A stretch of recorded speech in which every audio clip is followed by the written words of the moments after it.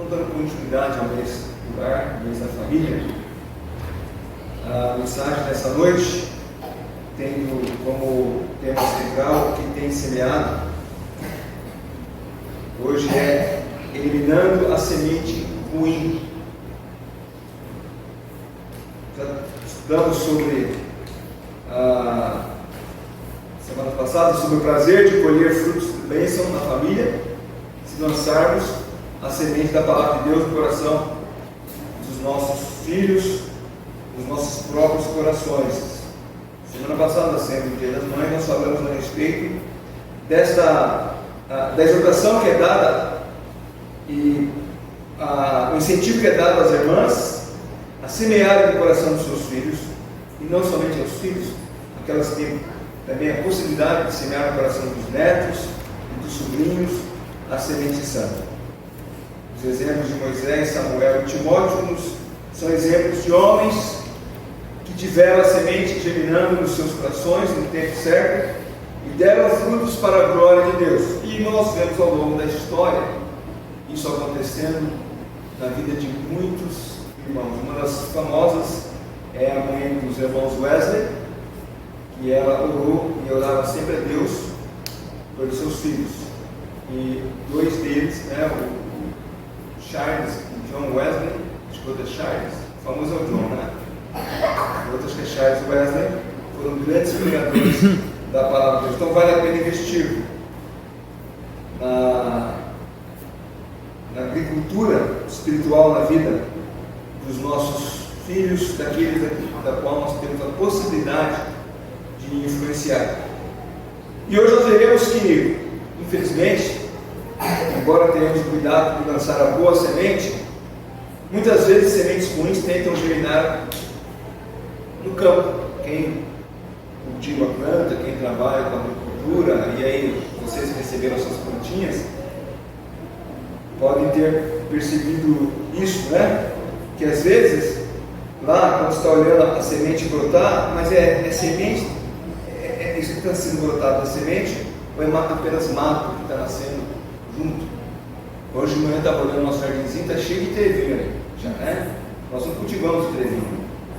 E tem que estar sempre limpando, tem que estar removendo, para que as plantas que foram plantadas possam produzir, dar flor, algo que seja bonito. Porque essas sementes ruins, elas não são lançadas apenas, elas estão lá, como nós temos visto, o coração do homem, ele já nasce pecaminoso, ele já nasce com o pecado. E você não precisa fazer nada para germinar a semente ruim. Semente da discórdia, semente da inveja, semente da mentira, elas brotam nos corações dos homens desde pequenininho. E até mesmo depois de adultos e confessando Cristo como Salvador, essas sementes, elas tendem a querer brotar nos nossos corações. E nós temos que eliminar assim que a identificarmos. Não permitir que ela possa realmente vir a germinar na totalidade. E como eu disse, o desenvolvimento de uma plantinha, aquela que nós recebemos no começo do mês do lar, que os irmãos receberam, se você olhar bem ali, e aquelas sementes que foram lançadas, elas já era para estar germinando alguma coisa. Se a sua não germinou, é que aquela semente não era boa. A zinha, Zinha. E ali, quando nós vimos o primeiro sinal, ela brotar, nós ficamos contentes ali. As nossas estão florindo já, Acho que a nossa é o mesmo processo de vocês. Um caulinho verde, um pintinho está ali crescendo. Mas nós ficamos de olho para ver se não nasce algum matinho ali, alguma coisinha que possa vir a crescer junto e às vezes até mesmo sufocar aquilo que nós plantamos ali. E assim devemos fazer quando de imediato percebemos que aquela semente que provoca a desavença em família, a desavença entre irmãos, a desavença entre cônjuges, ou outro membro da família surge em nossos corações. Nós temos que eliminar, não podemos deixar que aquilo cresça. E aqui Gálatas 5, texto que é bastante conhecido, do versículo 16 até o versículo 21, nós temos ali, é muito conhecido como a obras da carne, mas eu coloquei como a lista das sementes que brotam no coração das pessoas.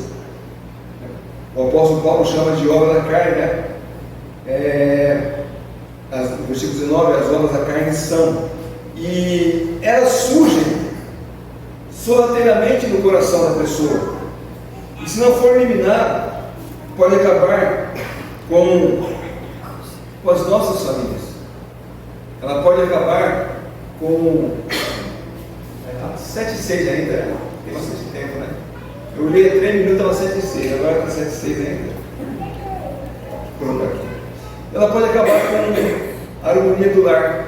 Não são poucos os lares onde não apenas o marido e a esposa se separam, cada um vai cuidar da sua vida, filhos que não conversam com os pais, filhas que não conversam com as mães, já passaram anos e anos e aquela ferida não foi tratada, e as pessoas não querem saber de curar. Isso é entre as pessoas do mundo, entre os crentes, não deveria ser assim, porque o primeiro sinal da semente ruim brotando no coração, nós devemos simplesmente eliminar, arrancar. E esse versículo nós temos 3 classes de obras da carne: são as sensuais, as religiosas e as sociais, né? Quando ele fala primeiro das sociais, que as obras da carne são conhecidas: prostituição, impureza, lascívia. As religiosas, idolatria, feitiçaria. E as sociais, inimizade, porfia, ciúme, ira, discórdia, dissensões e facções. E nós vamos tratar das sensuais e das sociais, apesar de que as religiosas também poderão destruir uma família, principalmente quando um jovem crente ou uma jovem crente acha que não tem nenhum problema casar com alguém que não professa a fé em Jesus Cristo. Então ele conhece uma moça na faculdade, moça simpática, bonita, inteligente, e ele se simpatiza com ela se simpatiza com ele. Aí ele descobre, por exemplo, que ela é espírita. Aí ele diz: isso não tem nada demais, né? Cada um tem a sua religião. E isso traz problemas no relacionamento conjugal. Então, também, não vamos tratar das religiosas, mas isso acontece.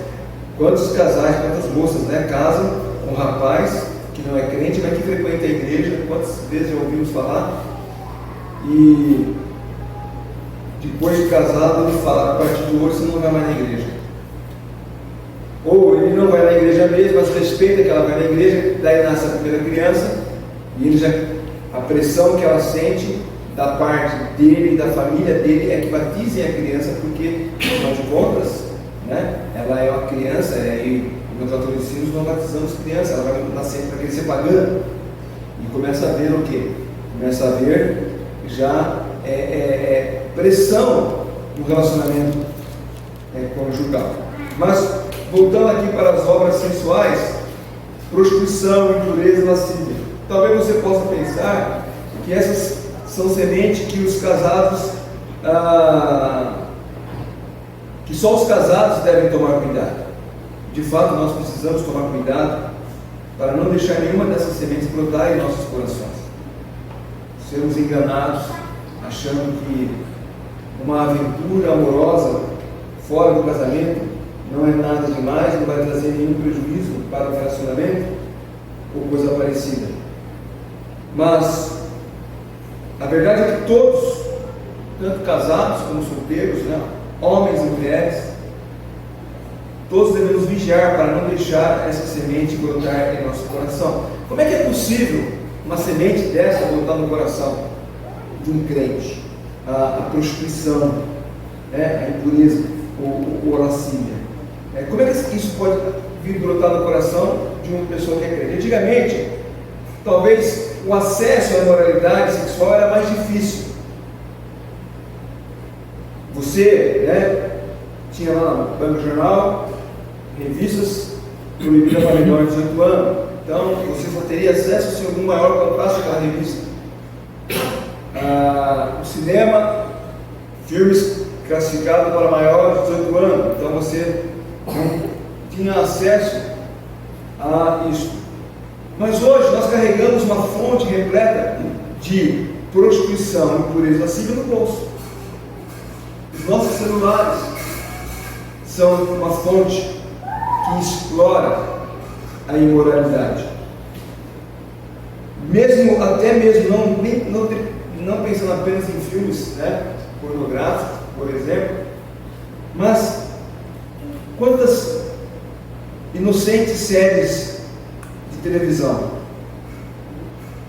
eles tratam de maneira ou engraçada ou algo de uma maneira não tão complicada um relacionamento extraconjugal ou um relacionamento homossexual. Eu não tenho paciência de ver série. Eu só vejo série quando ela está completa. E é o que deve desistir, porque já estão matando até os cinegrafistas lá, né? O mundo acabou e os zumbis estão matando. Eu desisti. Aí quando uma série ela é completa já, tem começo, meio e fim, às vezes eu animo a assistir. Mas algumas eu começo a assistir e desisto. Porque tamanho apelo à sexualidade, ao homossexualismo, comecei a assistir casamento pelo filme de pirata, que de pirata não tinha nada, mas que tinha de pornografia, não dá para assistir isso, né? Essa série. Tudo apela para a sensualidade, para a pornografia. E nós temos que ter a força, né, de desligar. Não, é só um filme, é só uma série. Qual é o problema?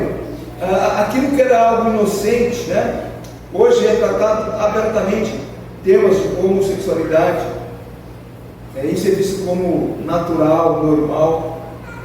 Lembro quando a TV mostrou o primeiro beijo gay, todo mundo começou, que absurdo, recebi, onde vão parar? Aonde vão parar? Já paramos, nós continuamos seguindo, porque depois disso aí, outras coisas foram sendo apresentadas, e isso vai entrando no lar daquela família cristã, e acha que aquilo ali não tem nada demais. Eu lembro quando era garoto, numa novela, onde um homem beijava uma mulher, meu pai estava junto, minha mãe estava junto, estava com vergonha.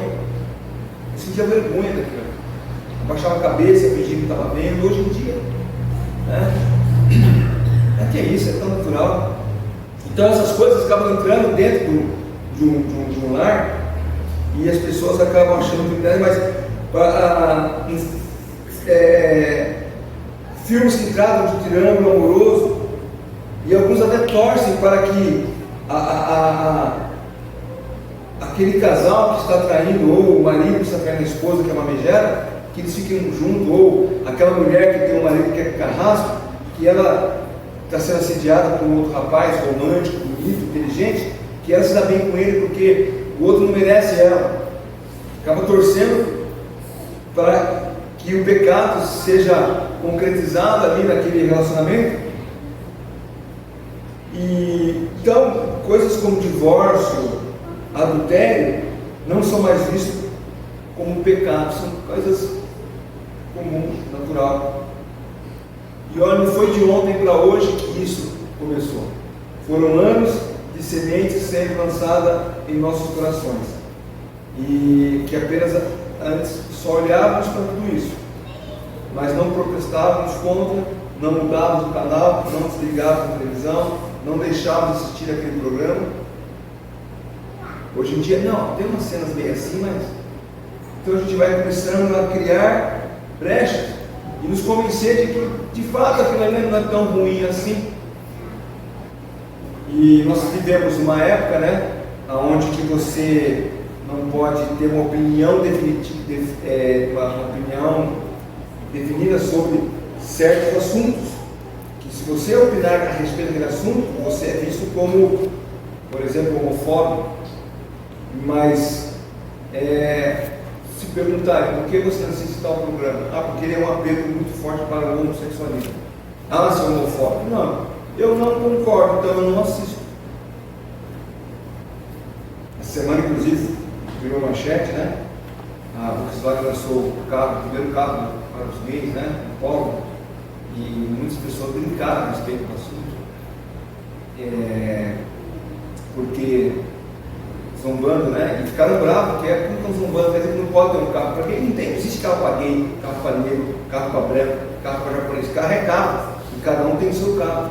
Mas vão tentando introduzir essas coisas dentro da sociedade, e isso acaba sendo natural, e famílias cristãs acabam não percebendo que isso é perigoso para o seu próprio lar.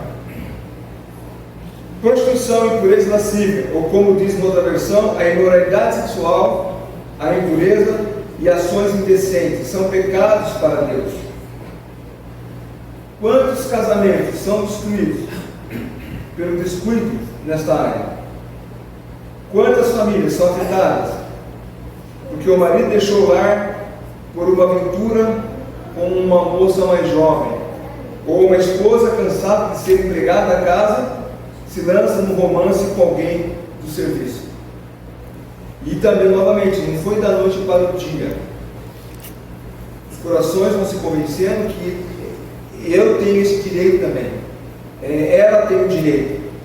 Porque só o fulano se deu bem, por que eu também não posso dar bem fazendo a mesma coisa?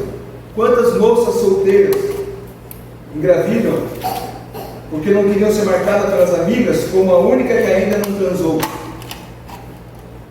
Antigamente você falava, isso acontecia na faculdade, isso acontece já no ensino médio. Ensino médio, que idade? 14 anos? Já no ensino médio. Aí você vê um monte de adolescente aí, que as minhas amigas já todas transaram e eu não quis ficar para trás. Só que as amigas já são formadas, né? PhD na imoralidade, e a tontinha não. E ela engravida. Por quê? Eu não quis ficar para trás. Rapazes se tornam pais precocemente porque não souberam esperar no Senhor. Todo mundo transa, por que eu não posso? Na minha turma só eu. E é motivo de chacota. Como ele viu, né? Ele vê que isso é normal, em séries, filmes, cinema, os seus amigos fazem isso, por que também eu não posso fazer? E quando olham para trás, eles perceberam que foram aos poucos enganados e que não tinham nada mais que pudesse fornecer como uma fonte de resistência, né? Todas as suas fortalezas foram sendo destruídas. E ele então, agora, para não ser diferente, o seu coração não tendo nenhuma barreira, pelo contrário, já está infestado dessas pragas, acabam caindo no mesmo ponto, né? O seu coração encheu de pragas, não cuidou do jardim, e por isso ele acabou estragando a própria vida, estraga a vida da garota estraga a própria vida, e coisas desse tipo. E, novamente, nós vivemos uma sociedade onde que lá fora, essa é a coisa mais comum do mundo. Homens e mulheres, jovens, vê isso com naturalidade. Mas a igreja, o crente, não pode achar isso normal. Ele tem que lutar contra. E ele, diariamente, ele precisa estar arrancando essas ervas daninhas do seu coração, para que ele não tenta convencer que ele também tem direito a essas mesmas aventuras, que a moça tem direito também a ter um romance. Porque se nós somos crentes, que os solteiros devem esperar no Senhor, e os casados devem cumprir aquela aliança firmada com o Senhor diante de Deus e de várias testemunhas. Apesar de toda a pressão, ainda vale a pena lutar pela pureza do relacionamento ou conjugal ou aqueles que estão namorando, para que o seu lar seja uma bênção na vida deles, do casal, dos filhos, daqueles que fizerem parte da sua família. Quando a gente lê esse texto de Gálatas, Paulo está falando ou para incrédulos, ou para crentes que um dia eram incrédulos e praticavam essas coisas. Mas isso não significa que ao aceitar a Cristo, essas coisas deixaram de existir. Eles não são mais atacados, não são mais tentados nessas áreas. Pelo contrário, são tentados em todas as áreas.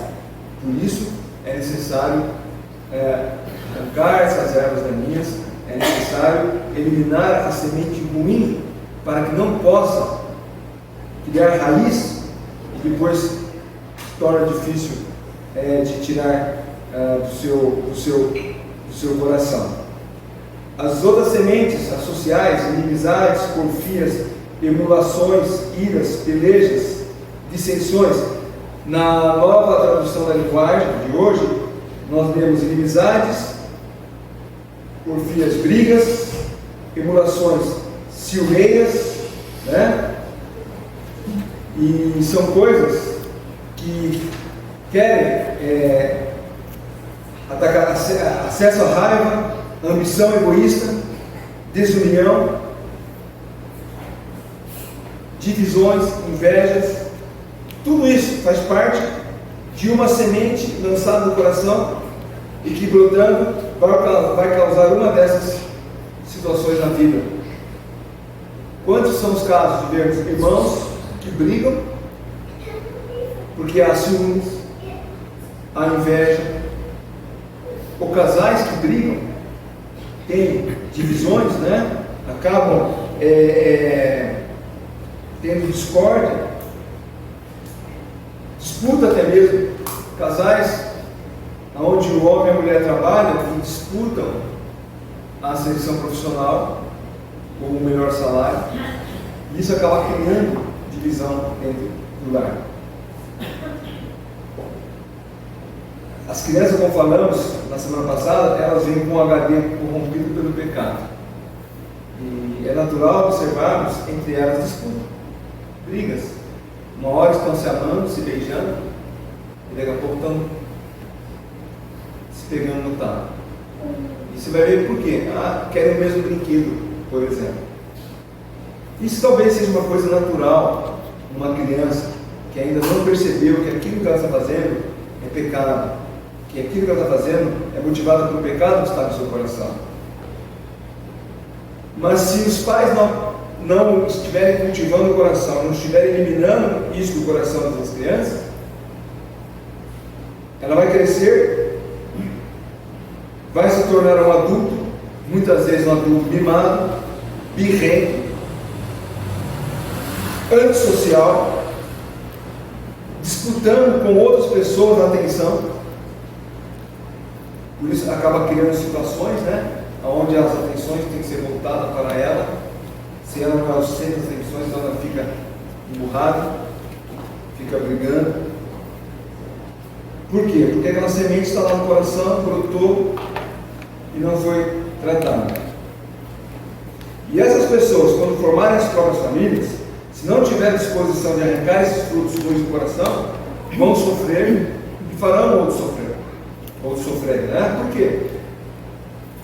Porque a criança é assim mesmo, são assim, mas precisamos aprender a tratar. Temos que ensinar, olha, como é rotineiro entre crianças. Você está brincando com esse brinquedo, o teu irmão pegou aquele brinquedo, você não estava nem dando bola, você largou o seu e foi em cima daquele. Por quê? Deixa ele brincar com aquele brinquedo, vamos trocar um pouco cada um. Vai corrigindo, vai eliminando essas sementes ruins do coração. Como eu disse, esse adulto cresce e ele vai sentir o direito de querer aquilo que ele acha que é melhor para ele. E não vai deixar os outros ter acesso àquilo que é para ele. É como o nosso irmão disse hoje de manhã, ele vai querer pegar todo o arroz na panela, né, porque ele chegou primeiro. A gente brinca, né, às vezes em acampamento é muito comum isso. Está numa fila da refeição, quem está lá atrás grita, tem mais gente! Porque alguns são insensíveis. Não, deixa eu pegar primeiro, deixa meu prato e deixa ficar atrás. O que é isso aí? É a semente do egoísmo do coração, é tudo para mim. E adultos são assim. E isso precisa ser arrancado. Como é que fazemos para evitar que essas sementes possam produzir e dar fruto? O apóstolo Paulo, ele dá, nos versículos anteriores, a receita. No versículo 17 ele fala, no versículo 16 ele diz: andai no Espírito e jamais satisfareis a concupiscência da carne.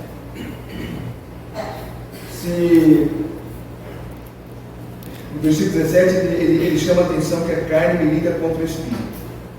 Olha, isso é uma guerra natural que acontece, uma guerra que acontece no coração de todos os crentes, acontece na vida de todos os nós, né? A carne milita contra o Espírito e o Espírito contra a carne. Como é que nós vamos fazer para que o Espírito possa vencer a carne? Como é que nós vamos poder fazer que o Espírito seja aquele agente de Deus que tire a semente ruim do coração, dos nossos corações, e que eles não produzam fruto, que são aqui falados por Paulo como obras da carne? Então, no versículo 16, ele está dizendo: andai no Espírito, e jamais satisfareis a concupiscência da carne.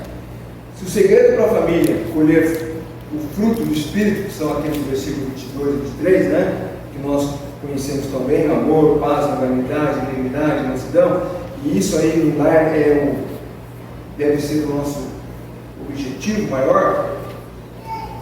Se nós quisermos ter um lar aonde há uma harmonia, aonde o amor ele predomina, aonde há alegria, aonde há paz, aonde há longanimidade, aonde existe benignidade, aonde a bondade e a fidelidade reina, mansidão.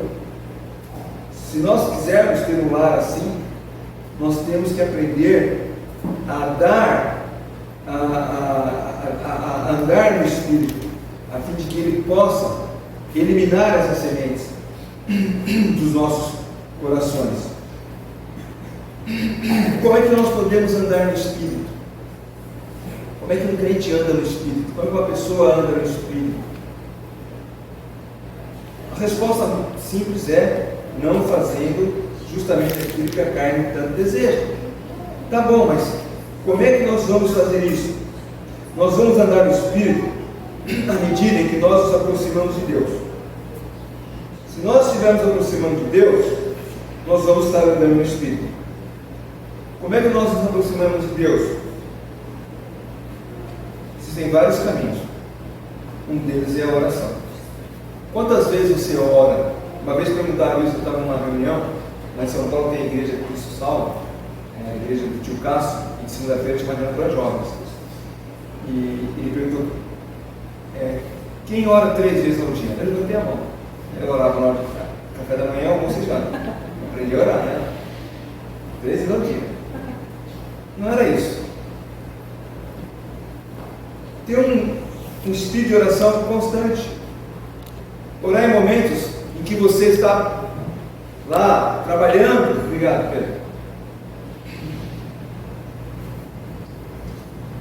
Quando você está trabalhando, você pode orar. Lembrar de uma pessoa que está passando por necessidade, você pode interceder por ela. Você pode, para entrar numa reunião, pode orar pedindo sabedoria a Deus. Você vai estar lá para participar, passar por um exame médico, orar a Deus. Você pode estar dentro do ônibus, você pode estar orando a Deus, não só intercedendo, mas louvando a Deus através da oração. Então, por meio da oração nós fazemos isso. Por meio da leitura da palavra de Deus, nós também fazemos isso. Por isso nós incentivamos, né, e insistimos que a leitura bíblica seja uma prática diária na vida de todos os crentes. O hábito de ler a Bíblia como uma prática constante, não apenas ali 2, 3 versículos. Nosso irmão Santiago tem que ler o Antigo Testamento. O que mais? Gênesis 3 versões e o Antigo Testamento. Por que o professor está pedindo isso para ele? Para criar a prática da leitura da palavra de Deus. Se ele falasse, você vai ler o Antigo Testamento até o final do primeiro semestre, e depois fazer uma prova em cima da leitura, aí está perdido, porque não dá tempo você não vai conseguir. Eu mesmo estou lendo a Bíblia, e eu lembro de passagem que eu li, mas eu já não lembro onde está mais, porque a gente acaba esquecendo. Mas quando eu li aquela passagem, ela falou ao meu coração naquele dia. Quando eu terminar aquela leitura que eu faço anual, eu volto para novamente Gênesis. Alguns irmãos leram a Bíblia 30, 40, 50 vezes durante a vida toda. É a prática diária da leitura da palavra de Deus. Tenha isso como hábito, cria esse hábito. Hoje nós temos aplicativos no celular que te levam a criar um programa de leitura da palavra de Deus. Torne um hábito em sua vida. Você vai estar alimentando o teu espírito. Você vai estar andando no espírito. Outra maneira de andar no espírito é a comunhão com outros irmãos. As reuniões oficiais da igreja, por exemplo. Eles dizem que há pelo menos 4 formas, né, de nós crescermos espiritualmente. Orando, lendo a Bíblia, tendo comunhão e pregando o Evangelho. Testemunhando, você vai estar fazendo com que o teu espírito esteja crescendo, você vai estar andando no espírito, e aí você vai ter força para poder vencer as obras da carne. Agora, tudo isso que eu falei dá trabalho. Você manter um jardim bonito dá trabalho. Você manter lá aquele espaço ali florido dá trabalho. Às vezes você vai na casa de alguém tão bonito, né? A grama cortadinha, as flores lá tudo brotando. Mas o trabalho que dá de cortar a grama, tirar o mato, cultivar, fazer isso, fazer aquilo, que ninguém vê a pessoa fazendo. Da mesma forma, dá trabalho andar no espírito. Agora, andar na carne não dá trabalho nenhum. Basta você viver descuidado, absorvendo tudo que o mundo produz. As tiriricas aí da vida vão crescer uma atrás da outra, né? As ervas daninhas vão brotar se não ter cuidado. Se não tem nenhum cuidado, elas vão crescer demais, vai virar um mato. O seu jardim vai virar um mato. Você precisa então andar no espírito, e isso exige disciplina. Separar um tempo todos os dias para a leitura da Bíblia, para a oração, abrir mão do happy hour com os amigos, para estar, por exemplo, reunidos com outros irmãos da igreja, nos trabalhos da igreja, ou em outras atividades que nos aproximam do Senhor. Isso exige trabalho e força de vontade. As coisas desse mundo, até coisas inocentes que poderíamos até desfrutar, mas que podem nos impedir a esse desenvolvimento espiritual. No começo do culto, Pedro brincou porque o microfone estava transmitindo o jogo dos Santos, né? Então deixa aí, né? Agora, quantos crentes deixam de ir para a igreja para assistir o futebol? Aí afinal, não, ainda comprava no começo aí. Já não justificaria na final, quanto mais no começo do campeonato, né? Quantos crentes deixam de participar dos cultos porque um amigo convidou para um happy hour, um amigo convidou para alguma coisa diferente, e aí eu volto a bater naquela tecla, né? Quando alguém diz igreja tem todos os domingos, mas cada domingo é uma bênção diferente. Se você deixou de estar aquele domingo no culto, você perdeu a bênção daquele culto. Não adianta. Não se recupera a bênção perdida. Então existe trabalho, disciplina, força de vontade. Tudo isso para que você possa produzir fruto para a glória de Deus.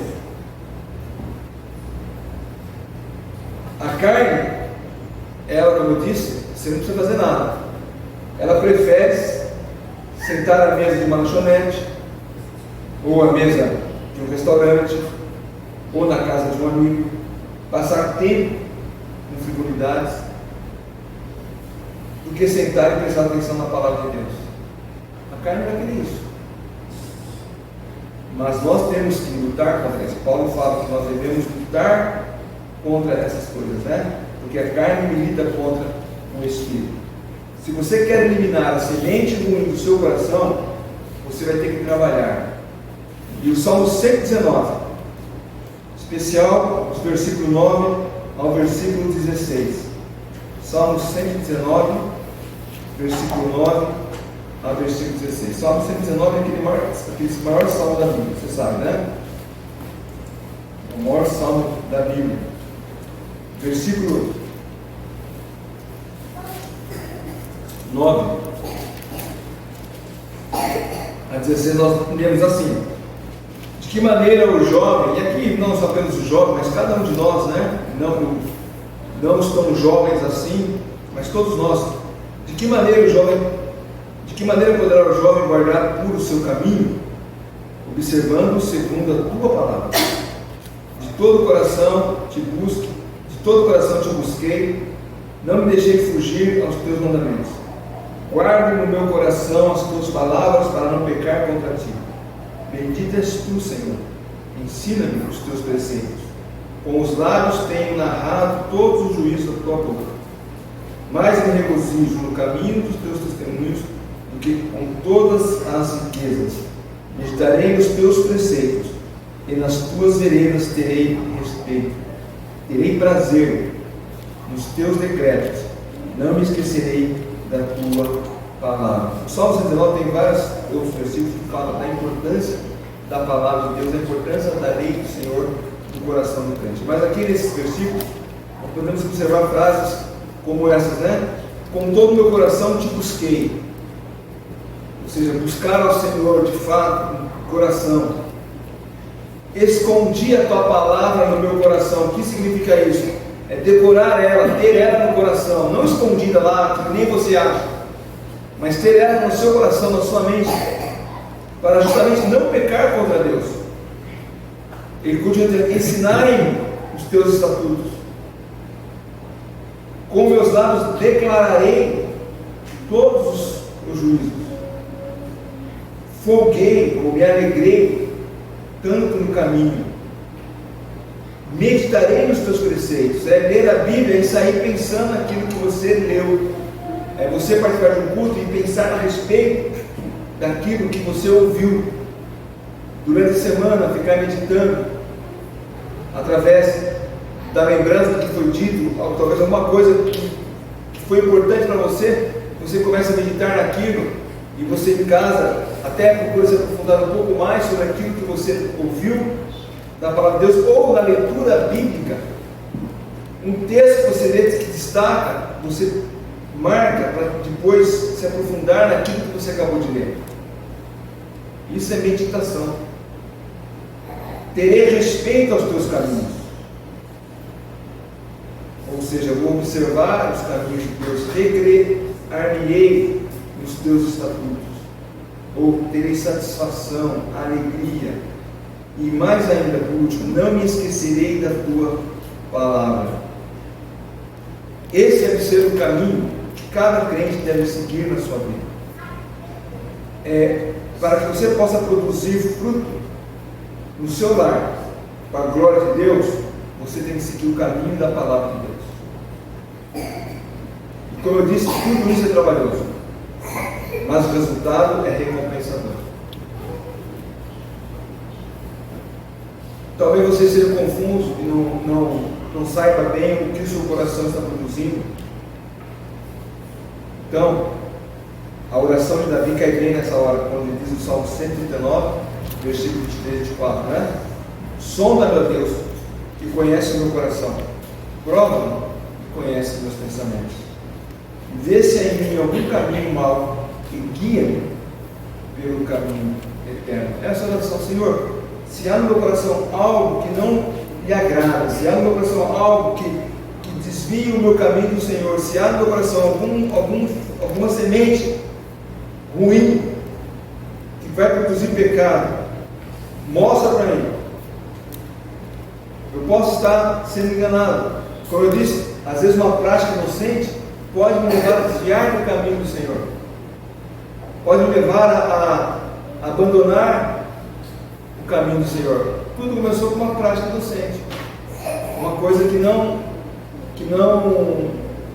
demonstra nenhum perigo para a vida espiritual, mas que acaba nos distraindo e nos fazendo fugir daquilo que é o caminho do Senhor. Cada membro da família deve assumir a sua responsabilidade de olhar para o seu coração, não olhar para o coração do seu irmão, da sua mãe, do seu marido. Olha lá, olha a árvore da inveja brotando no seu coração aí. Cuidado, talvez a árvore do ciúme esteja no teu coração, a árvore do egoísmo. Então, cada membro da família deve assumir a responsabilidade de olhar para o coração e remover aquelas sementes que podem produzir fruto ruim. Não ajudará em nada dizer que você é assim porque o seu irmão, ou a sua irmã, ou sua esposa, ou seu esposo fizeram assado. Não, olhe para o seu coração, assuma a sua responsabilidade. Sabe que é dever seu trabalhar no seu coração e orar para que Deus trabalhe no coração do seu irmão, do seu pai, da sua mãe, qualquer membro da sua família. Faça a sua parte. Deixa Deus tratar no coração do outro. Esteja você deixando Deus arrancar as sementes ruins do seu coração e plante e regue boa semente, como Paulo termina o livro, o capítulo 5 de Gálatas, né? Que nós lemos essa noite aqui, no versículo 25 de Gálatas, que, vou voltar aqui para Gálatas, versículo 25: se vivemos no Espírito, andamos também no Espírito. Então, viva você no Espírito, e assim você andará no Espírito, e vai produzir fruto do Espírito. Mas viva na carne, e você vai estar produzindo apenas obras da carne. Que no seu lar, que no meu lar, especialmente no meu lar, eu sei quais são as sementes ruins que brotam no meu coração, eu tenho que estar sempre removendo, e você saiba disso. Você não come uma tiririca do vaso, daqui 3 dias tem uma outra ali. Não adianta. Uma vez eu estava limpando, acho que a grama, né, cortando a grama, e estava crescendo mato junto. Falei, vou arrancar com raiz e tudo. Arranquei tudo. Puxei tudo, arranquei tudo. Pouco tempo depois, estava crescendo mato junto. Dá trabalho fazer essa remoção. Ele é constante. Você não pode deixar de estar atento a isso. Para o seu bem, para o bem do seu lar, para o bem da sua família. Que Deus nos abençoe, que nós possamos criar em nossos corações fruto para a glória de Deus. Amém?